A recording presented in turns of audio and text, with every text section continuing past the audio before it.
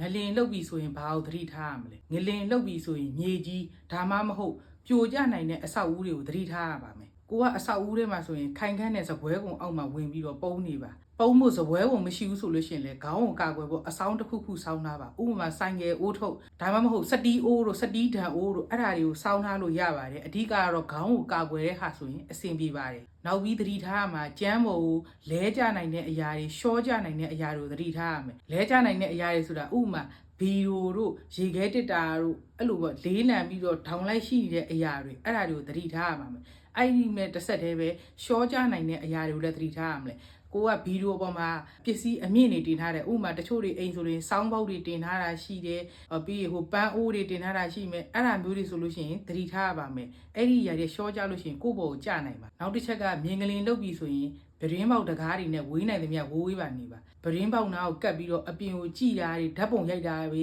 ဗီဒီယိုရိုက်တာတွေအဲ့ဒါတွေကိုသွားမလုပ်ပါနဲ့အဲ့ပရင်းပေါက်နာတွေကငလင်လုပ်ပြီးဆိုရင်အရန်အန်ရရှိတဲ့ဇုံထဲမှာပါပါတယ်နောက်ပြီးတော့ငလင်လှုပ်နေစဉ်အချိန်ထဲမှာပဲဟာ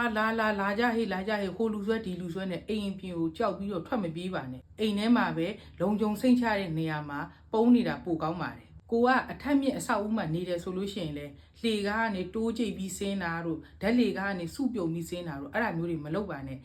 အရန်ကိုအန်နေရများပါတယ်ဒါမှမဟုတ်ကိုကအိမ်အပြင်လမ်းပေါ်မှာဆိုလို့ရှိရင်လေအဆောက်အဦအကြီးတွေဓာတ်ကြိုးတွေအဲ့နေရာတွေနဲ့ဝေးနိုင်သမျှဝေးပါနေပါကွင်းမြင်ရှင်ပိုကောင်းတယ်ဘောလုံးကွင်းလိုမျိုးရက်ကွက်အားကစားကွင်းလိုမျိုးအဲ့လိုကွင်းမြင်ထဲမှာဝင်နေလို့ရှင်ပိုကောင်းပါတယ်အနားမှာလဲကျနိုင်တဲ့ဟာတွေပြုတ်ကျနိုင်တဲ့ဟာတွေမရှိရင်ပို့ပြီးတော့ကောင်းပါတယ်ကိုကကားထဲမှာရှိတယ်ဆိုလို့ရှင်လေကားကိုဆက်သက်ပြီးတော့အဲ့နေရာမှာပဲနေပါဒါပေမဲ့ကိုနေတဲ့နေရာပင်လယ်ကမ်းခြေနဲ့နီးတဲ့နေရာတွေ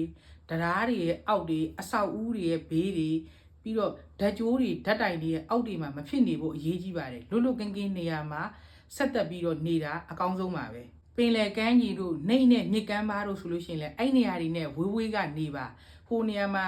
ဟိုဟာကြီးဖြစ်သွားလို့ဆိုပြီးတော့ဓာတ်ပုံရိုက်မယ်တို့နော်ဟိုတရားကြီးလှုပ်နေတဲ့ဓာတ်ပုံရိုက်မယ်ဟိုသင်းမောကြီးလှုပ်နေတဲ့ဓာတ်ပုံရိုက်မယ်အဲ့လိုမလုပ်ပါနဲ့အဲ့လိုဖြစ်လို့ရှိရင်အဲ့လိုမြစ်ကမ်းပါးတွေနဲ့ဝေးနိုင်သမျှဝေးမှနေပါဘာဖြစ်လို့လဲဆိုတော့အဲ့ငလင်တွေရဲ့နောက်ဆက်တွဲဆူနာမီလှိုင်းလုံးအကြီးတွေလာနိုင်တာဖြစ်လို့ပါကျွန်တော်အခုပြောပြသွားတာတွေကတော့ငလင်လှုပ်နေချိန်အတွင်းမှာသတိထားသင့်တဲ့အရာတွေဖြစ်ပါတယ်ခင်ဗျာ